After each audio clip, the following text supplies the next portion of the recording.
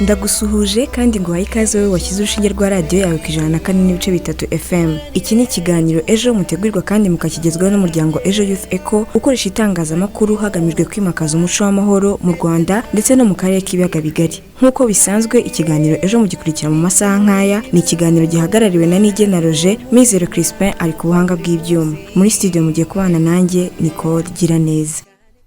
Rika nkubwire kuri kiri kiganiro Ejo kuri radio Ijwi rya Amerika ni ku 104.3 FM. Kubemera Imana mu buryo yaturemye yadushyiriyeho kugira umuryango. Kuba ufite ababyeyi n'abavandimwe uko mugenda mukura namwe mugashinga ingo zanyu mukabyara mukororoka bityo umuryango ugakura. Gusa bitavuze ko hari abandi bahitamo kutabyara bitewe n'impamvu zabo zirimo no kuba baba abapadiri cyangwa babikira. Mu kiganiro Ejo cy'uyu munsi tugiye kuganira ku buzima bw'abakobwa baterwa inda nabo bafitanye isano. Ese ni ukubera iki hari imiryango ibahohotera ndetse bakanahishira ko uyu mwana yaba yaratewe inda n'uwo bafitanye isano? Turaza kumva icyo abaturage batandukanye babitekerezaho. Turaza kumva n'ubuhamya bw'umwana w'umukobwa watewe inda afite imyaka 17. Aratubwira uko byamugendekeye ndetse n'uko umuryango we wabyakiriye nyuma yo kumenya ko yasamye akiri umwangavu. Turakomeza kandi twumva ikiganiro twagiranye n'umuhuzabikorwa w'imishinga igendanye no kurwanya ihohoterwa rikorerwa abangavu. Aratubwira muri make icyo bafasha ababagana. Mbahaye ikaze mu kiganiro. Uburere bw'umwana w'umukobwa ni ikintu gikunze kwibandwaho haba mu muryango avukamo ndetse no mu muryango nyarwanda muri rusange. Hambere abakobwa bajyaga mu rubohero aho bigishwaga ibijyanye n'imirimo yo mu rugo, uko umukobwa yitwara ndetse na bimwe mu bijyanye n'ubuzima bwe bw'imyororokere. Kuri ubu kujya mu rubohero ntago bigikorwa. Usanga uburere abana b'abakobwa babukura mu miryango bavukamo, aho biga ndetse no muri bagenzi babo. Mu bashinzwe gukurikirana uburere ndetse n'imikurire y'umwana w'umukobwa harimo ababyeyi be ndetse n'abo mu muryango we wa hafi. Hari bamwe mu babyeyi ndetse na bamwe mu bagize umuryango basambanya aba bana b'abakobwa bikabaviramo no gutwara inda. Bamwe mu baturage batuye mu karere ka Gicumbi no mu mujyi wa Kigali bavuga ko impamvu abakobwa baterwa inda nabo bafitanye isano bikunze guhishirwa bishingiye ku muco wo kumva ko ibyo ari amahano cyangwa kirazira. Reka tubumve, turagaruka mu kanya. Hari igihe ubusanga uwo muntu babyaranye afashe runini cyangwa se ari we umuyobozi w'umuryango, ugasanga ni we ubishyurira buri kimwe cyose, barya kubera we, bambara kubera we, bishyura minervare kubera we, ibintu byose ni we. Ukareba rero bagatekereza bavuga ati uyu muntu turamutse tumutanze ibintu byose twabibura, cyangwa se ugasanga dusubiye inyuma mu buryo ubu n'ubundi. Niyo mpamvu akenshi bamuhisha. Impamvu ya mbere nge numva, ubwa mbere tubanza kumva ko kuryamana n'umuntu mufitanye isano ni umuvumo ukomeye cyane cyane. Rero kugira ngo umuntu azabyumve bizamo nanone igisebo. Ikindi yongeraho nuko kuryamana nanone n'uwo muntu mufitanye isano hari igihe abagukanga kugira ngo utazabivuga. Tuvuge wenda nimba ari papa wawe arakubwira ngo ibintu nubivuga nzaguhitana cyangwa se nta kindi nzongera kukumarira. Ugasanga umwana cyangwa se umubyeyi runaka wabibonye atinye kubitangaza cyangwa kubivuga kugira ngo arinde ubuzima bwa wa mwana bahohoteye cyangwa baryamanye nawe. Nyine impamvu bihishirwa aba yumva ari ubwe ugiye kwigirira nabi, akavuga ati ni umuntu wacu no mu muryango n'ubundi kumutanga bakamufunga nta kintu bimaze. None n'uwo muntu mufitanye isano akaba ashobora gusaba imbabazi akaguha amafaranga se ibibazo bakabyigumanira, rero niba bisohore hanze. Jewe ntekereza yuko impamvu batabivuga akenshi na kenshi iri mu muryango cyangwa se mu muco w'abanyarwanda. Ntago bisanzwe yuko abantu babyarana bahuje amasano. Bisobanuye yuko rero iyo icyo cyabayeho ni nka kirazira, ni nk'amahano. Kutabivuga rero ntekereza yuko no kuvuga ngo haba harabayeho amahano, no gutinya yuko baseba, no gutinya yuko babarishe indangagaciro z'umuco nyarwanda. Niko mbitekereza. Iterwa nuko ni ibintu bitigeze bibaho mu muco nyarwanda. Iyo bibaye rero ni nko guta umuco n'amahano muri make. Ikindi kandi bagakomeza kurinda cya gihango kugira ngo batimena hanze, ugasanga nk'umwana bamwitiriye rubanda mu rwego rwo kurinda n'uwo mwana ngo atagira ipfunwe ko yavutse muri uwo muryango. Turabashimiye cyane aba baturage bo mu karere ka Gicumbi ndetse na bamwe mu batuye i Kigali.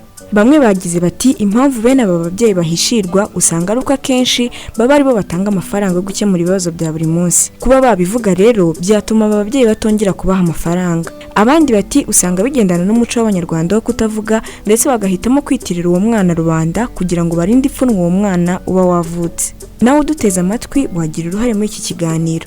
Tubwire, ese aho utuye ubona biterwa n'iki ko hari imwe mu miryango ihishira umwe mu muryango wabo wateye inda umwana w'umukobwa kandi bafitanye isano? Dusangiza igitekerezo, urugero cyangwa inyunganizi ubinyujije kuri telefone igendanwa ariyo 07 28 02 82 32 cyangwa kuri 07 87 58 14 11. Ushobora gukoresha iyi nimero kandi ukatwandikiraho ubutumwa bugufi kuri WhatsApp. Wadusanga no ku mbuga nkoranyambaga zacu arizo Instagram, Facebook na Twitter wandika Ejo Youth Echo mu ijambo rimwe. Mu gihe cy'abasogokuruza bacu byari kizira ko umukobwa abyarira mu rugo. Ibi ni ukuvuga kuba yabyara ariko atarashyingirwa. Yafatwaga nk'igisebo gikomeye ku muryango umukobwa akomokamo. Kuri ubu u Rwanda ruhanganye n'ikibazo cy'abangavu batwara inda bataruzuza imyaka y'ubukure, bikabaviramo ingaruka nyinshi zirimo kuva mu mashuri, kurwara indwara zitandukanye ndetse zanabaviramo urupfu. Muri bamwe mu bagabo batera inda abangavu bataruzuza imyaka harimo n'abatera inda abana babo, bimwe bavuga ngo koko nyokoro makuru makurora. Usanga umugabo acunga umugore badahari nuko agasambanya uyu mwana w'umukobwa. Hari ababashukisha amafaranga ndetse n'ibintu, ariko kandi hari n'ababafata ku ngufu. Kuba umuntu yabyarana n'uwo bafitanye isano bishobora kugira ingaruka zitandukanye, yaba kuri we igihe akiri umwangavu ndetse bikagira n'ingaruka ku mwana atwite. Zimwe mu ngaruka zagera ku mwana ufite ababyeyi bafitanye isano twavuga nko kugira ingingo z'umubiri zidakomeye, indwara za hato na hato zishobora no kumuviramo urupfu. Mu kiganiro Ejo, mugenzi wacu Jean Aime Muhawe nayo yaganiriye n'umwe mu bangavu batewe inda n'uwo bafitanye isano. Nyuma y'uko asoje umwaka wa 5 w'amashuri abanza ntabashe gukomeza yisumbuye kubera impamvu z'ubukene mu muryango we, umukobwa w'imyaka 17 mu karere ka Gicumbi yagiye kuba kwa nyina wabo ngo ajye abafasha mu mirimo itandukanye. Bamugeneye inzu yo hanze ngo abe ari yazajya araramo, ari naho umugabo wa nyina wabo yaje kumusanga akamutera inda amufashe ku ngufu. Reka tumwumve, turagaruka mu kanya. Nakubwire ko njye sinshaka kujya. Nta kibazo mfite, ndarya ndanywa, ndumva nta kindi kibazo usibye ikibazo cyo kwanwite. Mu kagari ka Rebero mu murenge wa Ruvuno mu karere ka Gicumbi hari umwana w'umukobwa w'imyaka 17 ufite inda iri mu kigero cy'amezi 5, avuga ko yatewe n'umugabo wa nyina wabo kugeza ubu baburiwe irengero. Uyu mugabo ngo yamucunze agiye mu bwogero maze amwihisha mu nzu yo hanze kuko ariho yararaga bafashe imirimo yo mu rugo, ahengera nijoro amaze gusinzira maze amufata ku ngufu. Nubwo bitari byoroheye umunyamakuru Ikiganiro Ejo kuganira n'uyu mwana, yakomeje kumwinginga maze umwana yemera kuvuga ariko amazina yagirwa ibanga n'ijwi rye rirahindurwa. Urumva ko baratewe n'ukiri muto nta kibazo kirimo? Kirahari pe, ako ndumva nisiko yagiye n'ubundi ntacyenda kumfashaho. Nzirwa ubwo mbega n'ukwirwariza, nitavuga ko ari ukwirwariza. Ndumva nta kintu bintwaye, narabyakiye uko byaje. Ikintu mwamfasha aramutse abonetse birashoboka ko yakemera umwana we akamufata, njye ibindi byose nta kintu byabintwaye.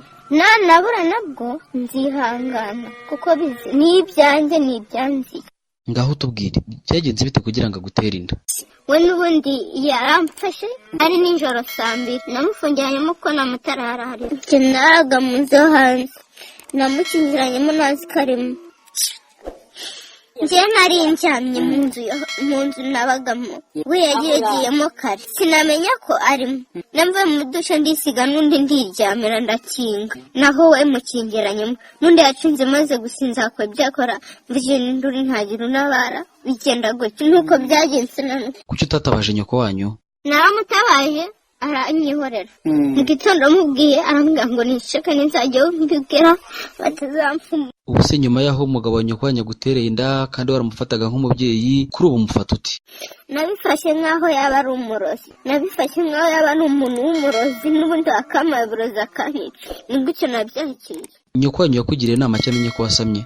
Barambwiraga ngo nzacike sinzavuge ko ari we, n'umugore wabimbwiraga nzavuge ko bamfashe nagiye mu ishyamba. Kandi yaguraga inkwi ahantu nkajya kuzikorera nkajyana n'abagenzi banjye tubamerekeje tujyanye. Sinagendaga njyenyine, wenyine ni gutyo yambwiraga ngo sinzavuge ko ari. Mbivuze n'ubundi akajya nyuma ibiryo akanutse ngo ubwo nagira ngo umugabo ajye nyambika nkangabure byinshi na byinshi nuko.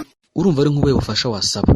Muzarebe igikwiye, nimubona ari kimwe muzamfashe, nimubona ntacyo nabwo nzihangana nta kundi. Ni iyihe nama wagira abana b'abakobwa bagenzi bawe? Ikintu nabagiraho n'inama nuko baguma iwabo bakanyurwa nuko hari nuko bari nuko iwabo hameze, bagakura mu maboko mu mufuka bagakora. Nyuma yo kuganira n'umwana, umunyamakuru yabajije nyina uko yiyumva nyuma y'aho umwana we ateruwe atarageza imyaka y'ubukure ndetse n'icyo yasaba inzego z'ubuyobozi, maze asubiza muri aya magambo. Impungenge mfite nuko nyine umwana urabona ko yatwite ari mutoya, afite 17. Ubwo rero mu iyo myaka 17 n'ibibazo byose nahuye nabyo, ubwo ngubwo n'ubundi ndatekereza nkabone se umwana nzamutunga gute, ibibazo nzahura nabyo mbigenze nte. Urumva bose biki ubuyobozi bagomba kumukurikirana, bamubonye ubwo n'ubundi bamukurikira, wenda bamubaza bati bimeze gute ku mwana wenda uteye inda, ubwo ngubwo wenda niwe ufite icyo yasubiza aho ngaho. Ariko batamubonye n'ubundi ubwo ubutabera nibwo nyine bwadufasha, ko nta bundi bushobozi nanjye mfite uko mundeba gutya.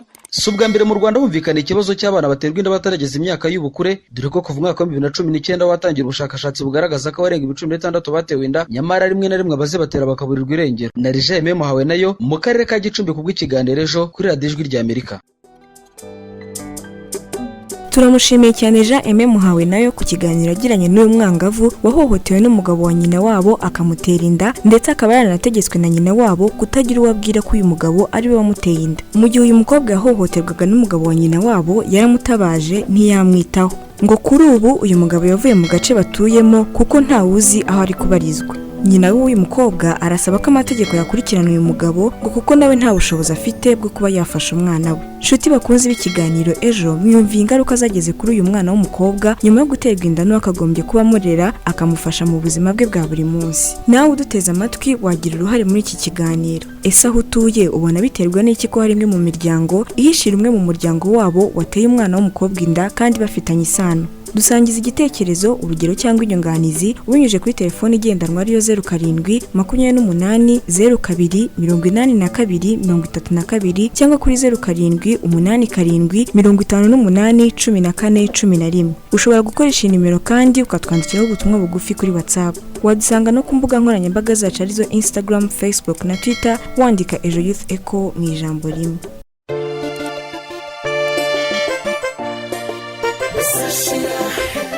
Kurikira ijwi ry'urubyiruko mu kiganiro Ejo. Ejo n'umunsi buzacyaha ucana yandi ntiwihebe, izuba rizarasa ukwezi kuzamurika amagorwa ntiwihebe. Ejo ntutinye buzacyaha ucana yandi ntiwihebe, izuba rizarasa ukwezi kuzamurika amagorwa ntiwihebe. Uri munsi mu gitondo nibwo mbona magorwa ahingutse, inyagwa y'inzara n'umubabaro bimubuza amahwemo. Ntawe yarihira, ntawe yatakira, ntawe yaganyira amagorwa. Ntawe yaririra, ntawe yatakira, ntawe yaganyira amagorwa. Turabashimiye cyane Dream Boys ku ndirimbo nziza bamaze kutugezaho. Reka noneho dukomeze n'ikiganiro cyacu cy'uyu munsi. Imibare y'abangavu batewe inda Minisiteri y'Ubuzima yabashije kumenya igaragaza ko umwaka wa 2018 warangiye akarere ka Nyagatare kari ku isonga n'abana 1465 batewe inda. Minisitiri w'Uburinganire n'Iterambere ry'Umuryango Ambasaderi Sorina Nyirahabimana avuga ko abana baterwa inda ahanini biterwa no kudohoka kw'ababyeyi ku burere bw'abana babo. Asaba ababyeyi gufatanya kwita ku burere bw'abana babo bakababera intangarugero, bagakurana indangagaciro zituma baba inyungu ku muryango wabo n'igihugu muri rusange. Patrick ufashe ingabo ni umuhuzabikorwa w'imishinga igendanye no kurwanya ihohoterwa rikorerwa abangavu. Tukaba twaragiranye ikiganiro ku bijyanye n'abana baterwa inda nabo bafitanye isano. Asobanura ko umwana wese wavutse aba afite uburenganzira bungana n'ubw'abandi kandi ko imiryango igihishira amakuru nk'ayo ibihemukira umwana w'umukobwa ndetse n'uwabyaye. Inkuru irambuye na Ariete Nishimwe. Ndi kumwe na Patrick ufashe ingabo, ni umukozi wa Jeprodo Jijukirwa, akaba ari umuhuzabikorwa w'imishinga igendanye no kurwanya ihohoterwa rikorerwa abangavu. Tugiye kuganira ku kibazo cy'abana baterwa inda nabo bafitanye isano rya hafi mu muryango. Aratangira atubwira icyo bafasha aba bana. Ibisubizo bitangwa mu buryo bubiri. Iyo umwana bivuze atari yabyara agitwite cyane cyane mu byo bita semestre ya mbere, hari iminsi yemewe n'amategeko ko iyo nda ishobora kuvanwamo. Ariko iyo umwana yabyawe ahabwa uburenganzira nk'ubundi, yitabwaho bisanzwe na nyina akitabwaho bisanzwe, ntabwo byamubuza uburenganzira kubera ko wenda yavutse mu buryo butandukanye n'ubw'abandi. Wenda ukurikije ibibazo mumaze kwakira cyangwa se na kese mugenda muhura nazo, musanga icyo kibazo cy'abantu baterwa inda nabo bafitanye isano hafi mu miryango biterwa n'iki? Biragoye cyane kubera ko n'amwe makuru aba ari ibanga, kugira ngo n'umwana atinyuka kubwira ngo inda yitewe na se cyangwa yitewe na n'umuntu n'ubafitanye isano.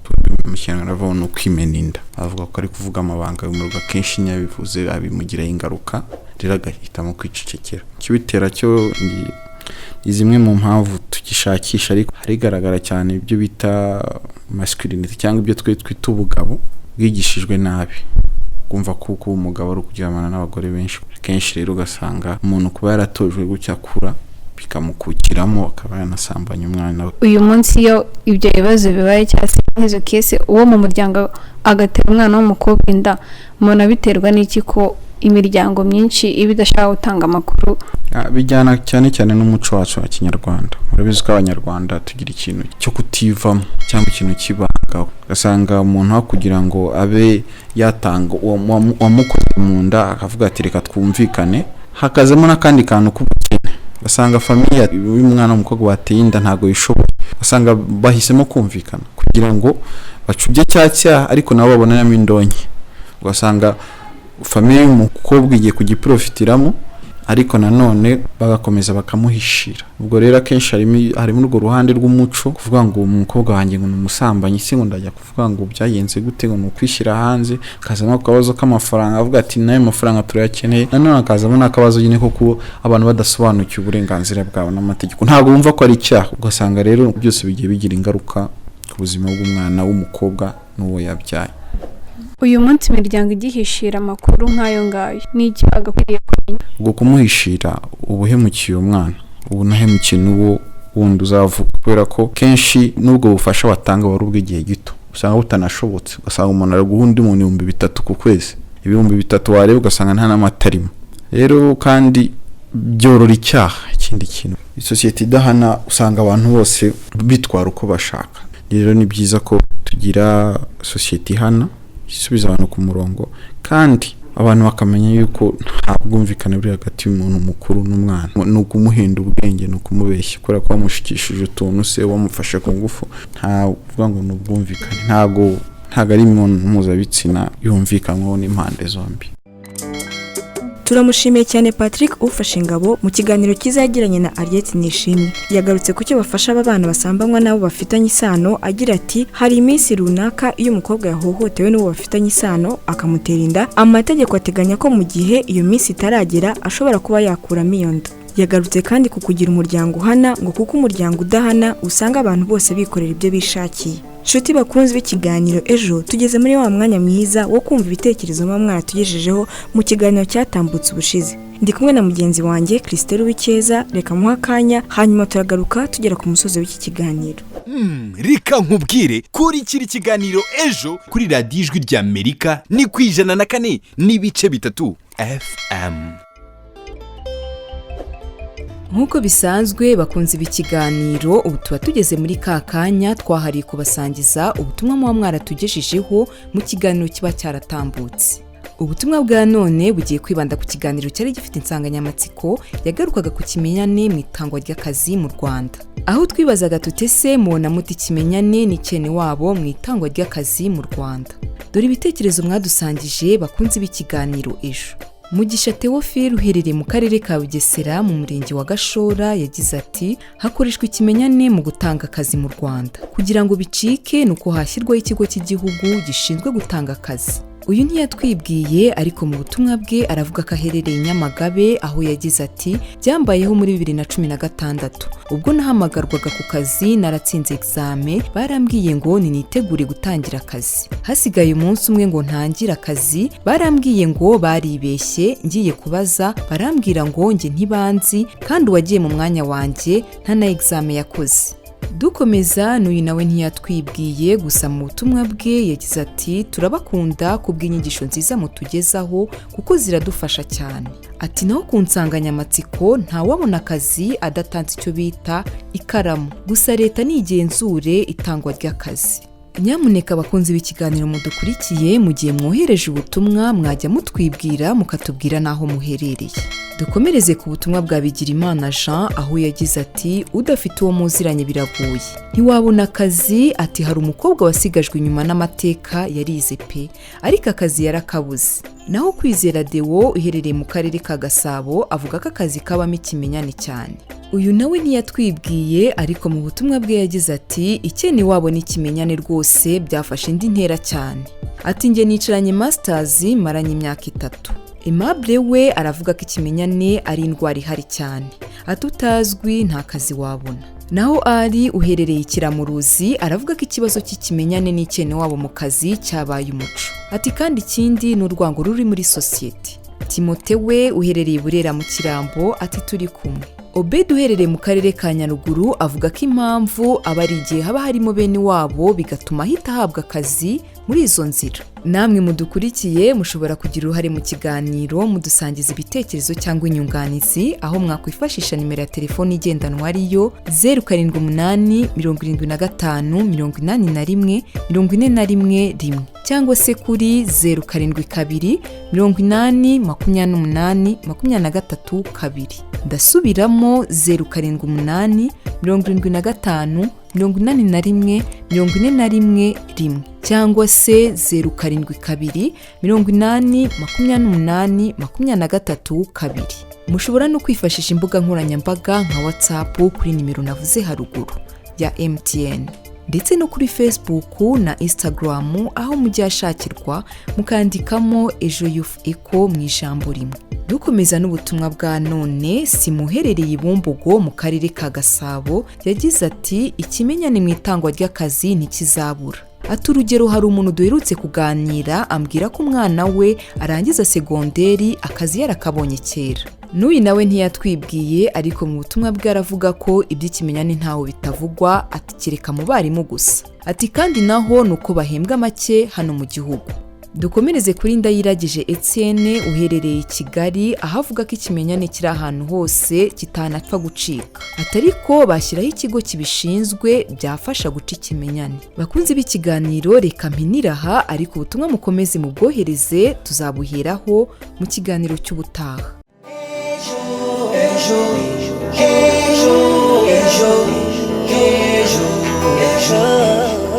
Turamushimiye cyane Christelle Wikeza ku butumwa amaze kutugezaho akaba ari nawe utugejeje ku musozo w'iki kiganiro. Mbere yuko dusoza ariko reka mbibutse bimwe mu byo twaganiriyeho kuri uyu munsi. Uyu munsi twaganiriye ku bangavu baterwa inda nabo bafitanye isano. Twumvise abaturage bo mu karere ka Gicumbi ndetse n'abamwe mu batuye mu mujyi wa Kigali bagaruka ku mpamvu hari imwe mu miryango igihishira abagabo batera abana inda kandi bafitanye isano.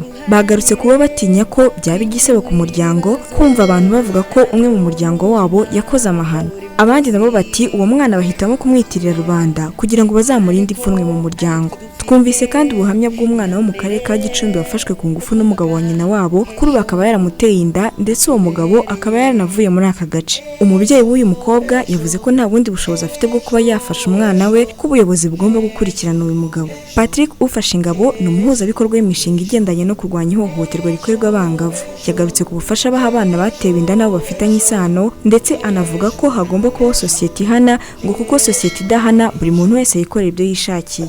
Nawe wari uduteze amatwi mu kiganiro cy'uyu munsi wadusangiza igitekerezo cyawe. Ese ubona biterwa n'iki ko hari imwe mu miryango ihishira umwe mu muryango wabo wateye umwana w'umukobwa inda kandi bafitanye isano? Dusangiza igitekerezo, urugero cyangwa inyunganizi binyujije kuri telefoni igendanwa ariyo 0728028232 cyangwa kuri 0787581411. Ushobora no gukoresha nimero kandi ukatwandikira ubutumwa bugufi kuri WhatsApp. Wadusanga no ku mbuga nkoranyambaga zacu arizo Instagram, Facebook na Twitter wandika Ejo Youth Echo mu ijambo rimwe. Ndabashimiye mwese mwabanye natwe mu kiganiro Ejo cy'uyu munsi. Ni ikiganiro cyari gihagarariwe na Nigena Roger, Mizero Crispin ari ku buhanga bw'ibyuma. Mwakoze kubana natwe, nitwa Nicole Giraneza. Ikiganiro Ejo naho ubutaha. Ejo, ejo, ejo, ejo. ejo